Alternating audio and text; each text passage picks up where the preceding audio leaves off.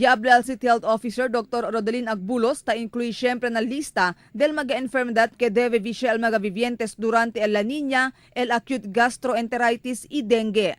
Asugun kung Agbulos, uno del mga kausa con el acute gastroenteritis na syudad amo el contaminaw agua y posible ay maskera pa contaminaw el agua durante el La Niña.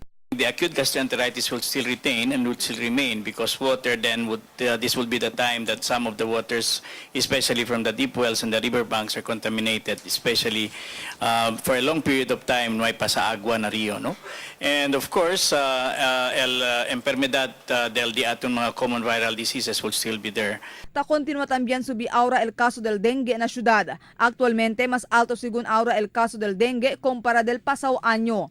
Posible según masubi el caso de dengue el momento empezaría el ratio aguacero na syudad por causa que hay quedaya más manada breeding places el maganamuk.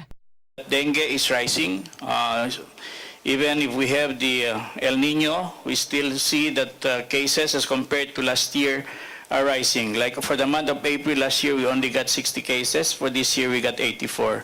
And if you look in all the other graphs from January up to this time, this year has a higher incidence of dengue fever as compared to last year.